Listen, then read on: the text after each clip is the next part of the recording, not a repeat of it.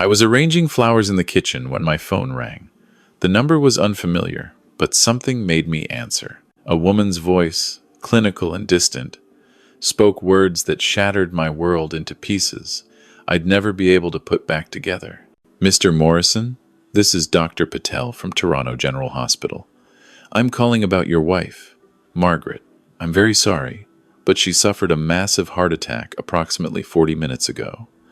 We did everything we could, but she didn't make it. I'm so sorry for your loss." The vase slipped from my hands, water and roses spreading across the hardwood floor my wife had insisted on refinishing last spring. Margaret. My Margaret of 42 years. Gone. That's impossible, I heard myself say. She went to her book club this morning. She was fine. She was laughing about something her friend Carol said about. "I understand this is incredibly difficult, Mr. Morrison. Is there someone who can drive you to the hospital? You shouldn't be alone right now." I don't remember hanging up. I don't remember calling our daughter Emma, leaving a voicemail when she didn't answer. I don't remember the drive to the hospital, though I must have made it because I found myself standing in a sterile hallway, a young resident with kind eyes leading me to a room where my wife lay under a white sheet. She looked peaceful. That's what everyone would say at the funeral. I knew. She looked so peaceful. But Margaret was never peaceful. She was fire and motion and laughter that filled every corner of our home in Oakville.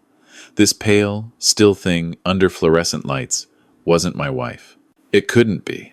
"We'll need you to identify her formally," the resident said softly. "And there are some papers to sign. Take your time." Time. As if time meant anything anymore. I tried Emma again. Voicemail. I tried her work number. Voicemail. I sent a text. "Your mother is gone. Please call me."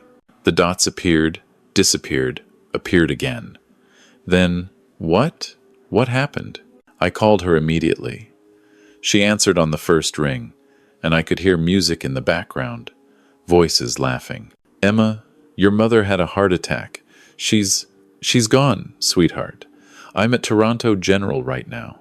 Silence. Then, "Oh my God, Dad, when did this happen?" "This morning, around 10. Where are you? Can you come to the hospital?" More silence. The music got louder for a moment, then muffled, like she'd moved to a quieter room. "Dad, I'm in Montreal. Remember? I told you last week. Ryan and I are here for his company retreat. We just got here yesterday." Ryan. Her husband of 3 years. I'd never warmed to him, though I'd tried for Emma's sake. Something about the way he looked at his phone during family dinners, the way he'd grip Emma's elbow a bit too tight when steering her away from conversations he deemed unimportant. "Can you fly back?" "Your mother's." "Emma, I need you here." Of course, Dad.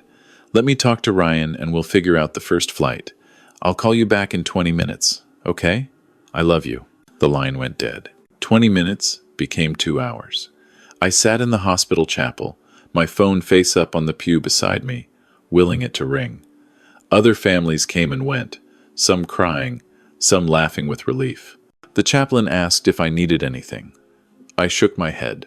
Finally, Emma called back. "Dad, I'm so sorry it took so long. The airline situation is crazy right now. There's a massive storm system over Ontario. All flights are grounded until tomorrow afternoon at the earliest. But I'll be on the first plane out, I promise." "How are you holding up?" I wasn't holding up. I was drowning. But I said, "I'm managing. The funeral home needs decisions. Your mother's sister is flying in from Vancouver. I need help, Emma." "I know, Dad. I'm sorry." "Look, do what you think Mom would want. You knew her better than anyone. I trust you." Trust. The word felt hollow. The next 3 days were a blur of phone calls and paperwork and sympathetic head tilts from people I barely knew. Margaret's book club brought casseroles. Our neighbors, the Patels, offered to help with the lawn. Everyone asked about Emma. "She's in Montreal," I'd say, "flying in tomorrow." But tomorrow kept not coming. The first excuse was the storm. Fair enough. Then it was Ryan's food poisoning. Then their dog walker canceled, and they couldn't leave their golden retriever alone. Each excuse arrived via text. Never a phone call where I might hear the guilt in her voice. The funeral was set for Saturday, 4 days after Margaret's death. Emma promised she'd be there. Swore it. Saturday morning, I stood in our bedroom, fumbling with my tie. Margaret used to do this for me. 42 years of her fingers gently adjusting the knot, smoothing my collar, telling me I looked handsome even when my hair started graying and my waistline expanded. My phone buzzed. Emma. Dad, I'm so sorry. Ryan came down with the same bug and we're both really sick. I can barely leave the bathroom. There's no way I can get on a plane like this. I'm devastated. Please tell everyone I love them and I'm thinking about Mom. I read the message 3 times. The funeral started in 90 minutes. My hands shook as I typed back. This is your mother's funeral. 3 dots appeared, disappeared, appeared again. I know, Dad. I feel horrible. But I'm literally sick. What do you want me to do? What did I want? I wanted my daughter at her mother's funeral. I wanted her to put down her phone and her excuses and be present for the woman who'd given her life. But what I typed was, feel better. The funeral was small, but dignified. Margaret's sister Sandra sat beside me in the front pew, her hand occasionally squeezing mine. Margaret's book club filled 2 rows. Some of my old colleagues from the accounting firm came. Our neighbor's teenage son played guitar, something Margaret would have loved. And through it all, people asked, "Where's Emma?" "She's ill," I'd say. "In Montreal. She wanted to be here." I believed it, at first. I had to. The alternative was too painful. The reception was held at our house. Sandra helped me set out the food people had brought. As I was carrying a tray of sandwiches to the dining room, I heard Carol from Margaret's book club talking to another woman in the kitchen. "Did you see Emma's Instagram? Posted 2 hours ago." My blood turned to ice. "The daughter? The one who couldn't make it?" "That's the one. She's at some resort in Mont-Tremblant. Pool, selfies, champagne, the works. Can you imagine? Her mother's funeral is happening and she's posting vacation photos?" I set the tray down carefully, afraid I might drop it. Pulled out my phone with trembling fingers. I didn't follow Emma on Instagram. Social media had always confused me, but Margaret did. I logged into Margaret's account. The password was still saved. Emma Joy 1999. Our daughter's name and birth year. Emma's latest post loaded, and the room spun. There she was, golden and glowing in a black bikini, martini in hand, perched on the edge of an infinity pool, with mountains in the background. Ryan beside her, arm around her waist, both of them laughing at something off camera. The caption, "Sometimes you just need to disconnect and recharge. Grateful for this amazing surprise getaway.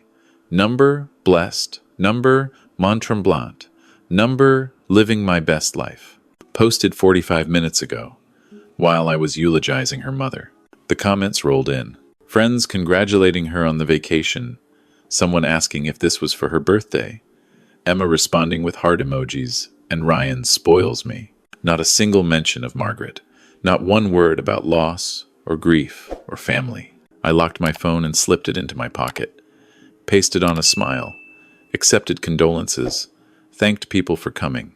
All while my chest felt like it was caving in. That night, after everyone left and Sandra went to her hotel, I sat in Margaret's chair, the one by the window, where she'd read every evening, and I called Emma. She answered, sounding breathless and happy. Music thumped in the background. "Hey, Dad.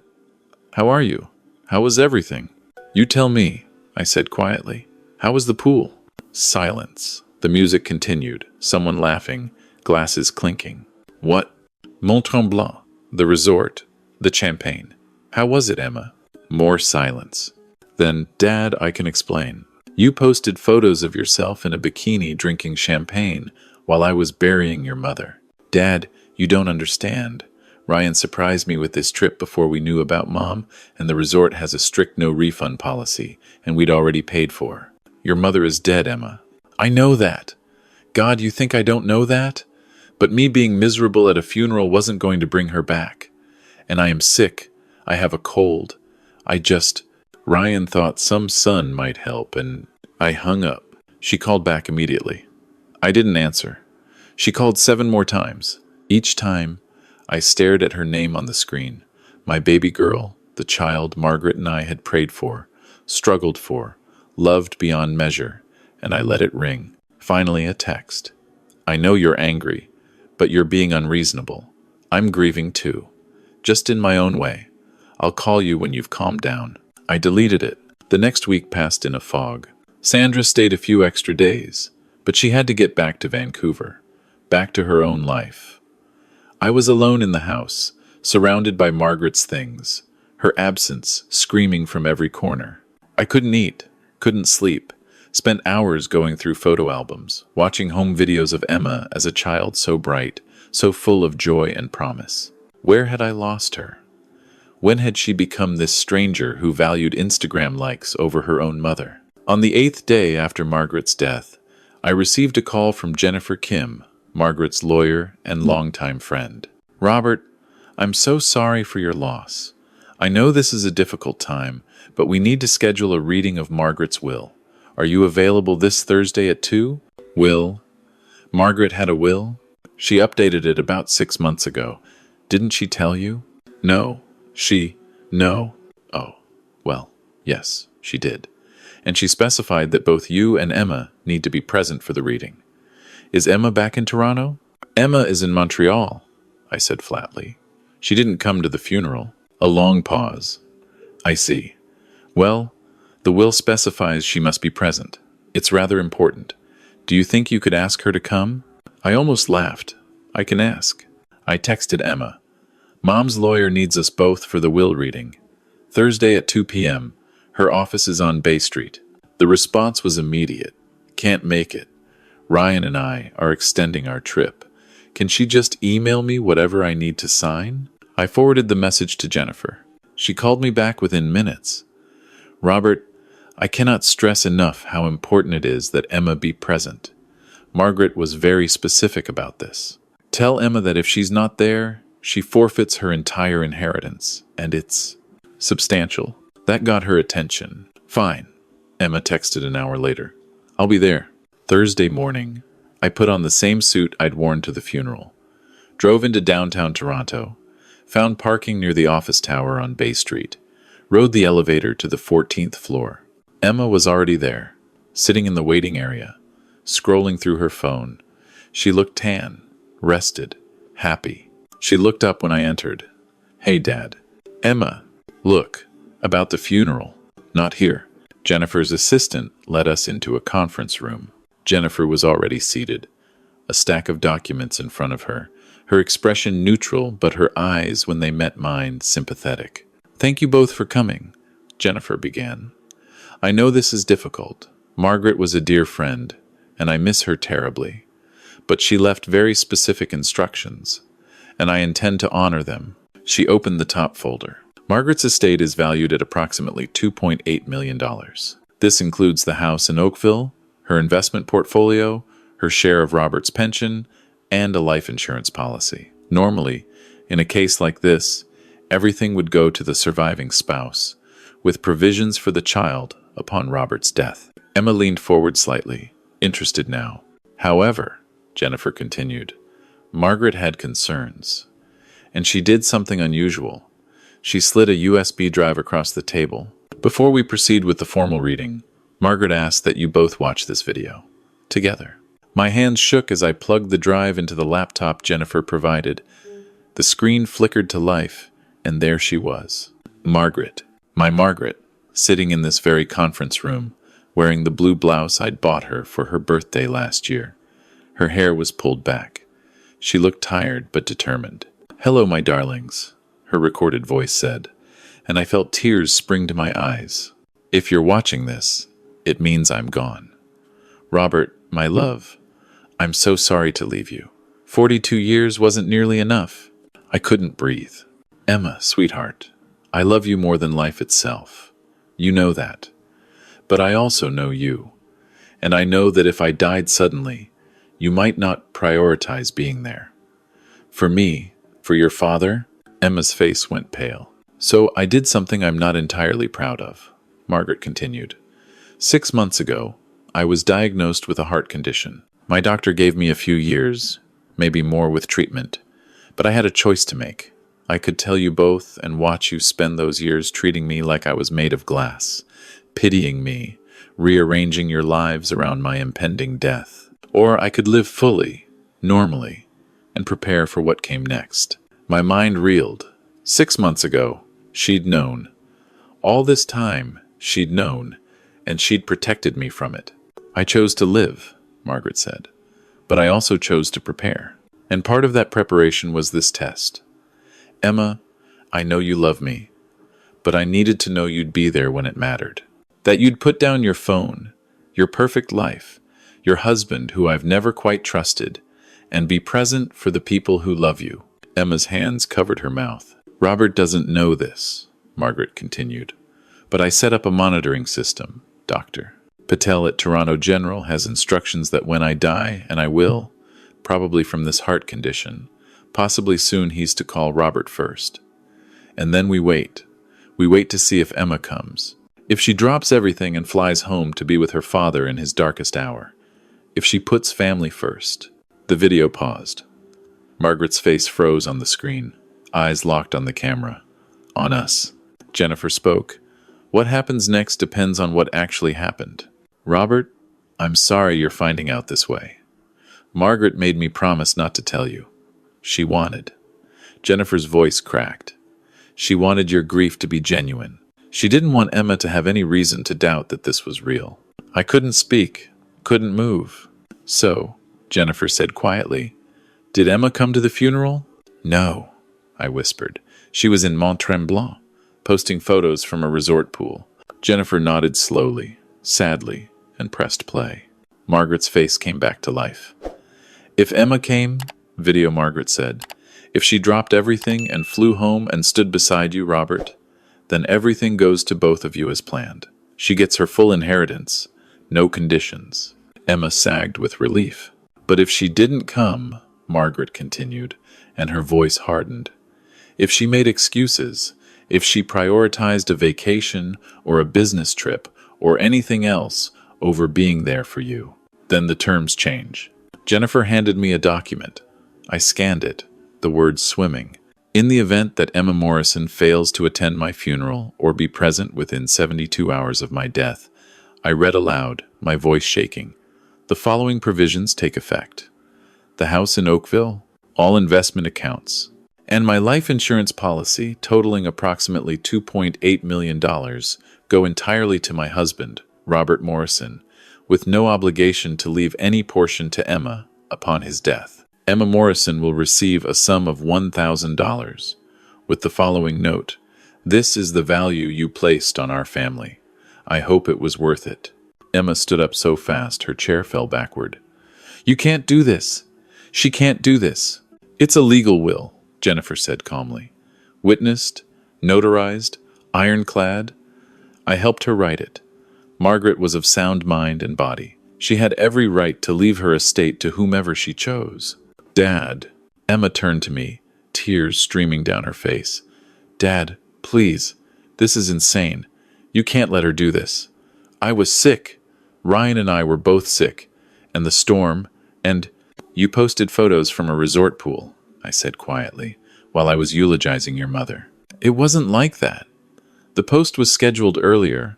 I forgot about it. And you called me when I asked you to come home. You heard my voice. You knew I was alone, grieving, planning your mother's funeral by myself. And you chose champagne and infinity pools. I was scared, Emma sobbed. I couldn't handle it. Death scares me. Funerals scare me. And Ryan said what? She stopped, eyes wide. What did Ryan say, Emma? She looked down. He said there was no point in rushing back. That you'd understand. That Mom was already gone, and being miserable at a funeral wouldn't change anything. And he'd already paid for the resort. And the inheritance, I said quietly. Did he mention the inheritance? Emma's silence was answer enough. Jennifer cleared her throat. There's more on the video. Margaret's face filled the screen again. She looked directly into the camera, directly at Emma.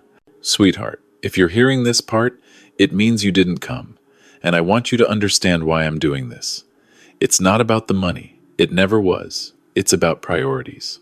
It's about showing up for the people who love you, even when it's hard, even when it's inconvenient, even when your husband, who I suspect is controlling you more than you realize, tells you not to. Emma was crying openly now, makeup streaming down her face. I've watched Ryan isolate you from us for 3 years, Margaret continued. Subtle things, missing Christmas because of work, skipping our anniversary dinner, always having a reason why you can't visit, can't call, can't be present. And I've watched you change. My bright, loving daughter becoming someone I barely recognize. Someone who posts her perfect life online but can't pick up the phone to tell her mother she loves her. My chest ached. I'd seen it too, but I'd dismissed it, told myself Emma was just busy, just building her new life. So this is my final gift to you, Margaret said. A wake-up call. Choose wisely what you prioritize. Because family, real family, the people who love you unconditionally, is all that matters in the end. And if you've lost sight of that, then no amount of money will fill the hole it leaves. The video ended. The conference room was silent except for Emma's crying. I loved her, Emma whispered. I loved Mom so much. Then why weren't you there? I asked. She had no answer. Jennifer stood. Robert, the estate is yours. Emma, I'll have my assistant prepare your check for $1,000. It should be ready early next week. Wait, I said. Both women looked at me. I looked at my daughter, really looked at her. Saw the girl who used to bring me dandelions and call them flowers. The teenager who cried in my arms when her first boyfriend broke her heart. The young woman who'd walked down the aisle 3 years ago, glowing with happiness. And I saw who she'd become. Saw Ryan's influence in every excuse, every priority shift, every missed call. Saw my wife's wisdom in creating this test. But I also saw Margaret in Emma's eyes. Saw the possibility of change. No, I said finally. I won't do this. Emma's head snapped up. Dad? Margaret wanted you to learn something. To wake up. But she also loved you. And so do I. So, here's what's going to happen. I turned to Jennifer. Can the will be contested or modified? Not the will itself. But you could choose to gift Emma money from your inheritance if you wanted. No, I said. Not gift. Earn. I looked at Emma. Your mother left you $1,000. You'll get exactly that, as specified. But if you want more, if you want to prove that you've learned something from this, then you need to show me. And her memory. How? Emma whispered. Move back to Toronto. Not with Ryan. By yourself. Get your own apartment. Find a job, a real job. Not whatever online influencer thing you're doing now. Come to Sunday dinners. Be present. Be family. Do that for 1 year. Genuinely. With no expectation of inheritance. And then we'll talk about your mother's will. Maybe I'll leave you everything when I die. Maybe I won't. But you'll have earned the chance to find out. Emma stared at me, tears still streaming. Ryan will never agree to that. Then you have a choice to make, I said. The same choice your mother left you, your husband or your family. An easy, comfortable life built on missed funerals and Instagram likes, or a real life built on showing up. Jennifer was watching me with something like respect. Robert, are you sure about this? Margaret spent 42 years making me a better man, I said. The least I can do is honor her last wish. Not by punishing our daughter, but by giving her a chance to become who she was always meant to be. I stood and walked to Emma, put my hands on her shoulders, looked into her red-rimmed eyes. I love you, sweetheart. Your mother loved you. But love isn't enough if you're not willing to be present for it. So choose. Choose who you want to be, and know that I'll be here, waiting, hoping you choose us. I left the conference room, left Jennifer to handle the paperwork, left Emma sobbing in her chair. That was 3 months ago. Emma left Ryan 2 weeks after the will reading. He'd refused to even consider moving to Toronto, told her she was being manipulated, that her mother had been controlling her from beyond the grave. When Emma insisted, he showed his true colors the way Margaret had suspected he would, and the divorce was filed. She got an apartment in Toronto, a small 1-bedroom in the annex, got a job at a publishing house, entry level, nothing glamorous. And every Sunday at 5 o'clock, she shows up at the house in Oakville with groceries and helps me cook dinner. We talk, really talk, about Margaret. About the years Emma lost to Ryan's control. About grief and regret and second chances. Some Sundays she cries. Some Sundays we laugh. sharing memories of Margaret's terrible singing voice and her obsession with true crime podcasts. Some Sundays we just sit in comfortable silence, the way I used to sit with her mother. Last week, Emma brought wildflowers, dandelions, actually, and put them in the vase by Margaret's chair. "I used to pick these for you," she said quietly. "When I was little. Do you remember?" "I remember everything," I told her. "I'm sorry, Dad, for all of it. For not being there when you needed me. When Mom needed me." "I know, sweetheart. Do you think she'd be proud of me?" Now, I thought about Margaret, her wisdom, her fierce love, her understanding that sometimes the hardest lessons are the most important ones. "I think she'd be proud of the choice you made," I said. "And I think she's been proud of you all along. That's why she pushed you, because she knew you were capable of more." Emma nodded, wiping her eyes. "Will you really leave me the inheritance? After the year?" I smiled. "Ask me in 9 months." "But Emma, the inheritance isn't the point. It never was." "I know," she said. "I know that now." We cooked together that night Margaret's famous lasagna, the recipe she'd perfected over 30 years of trial and error. Emma set the table with Margaret's good china, the set she'd inherited from her own mother. And for the first time since Margaret died, sitting across from my daughter in the home we'd built together, I felt something like peace. Margaret's final gift wasn't the money. It was the truth. And sometimes the truth costs everything. But sometimes, if you're brave enough to face it, it gives you back what you thought you'd lost. My daughter, my family, my hope. Margaret would be proud. And that's enough.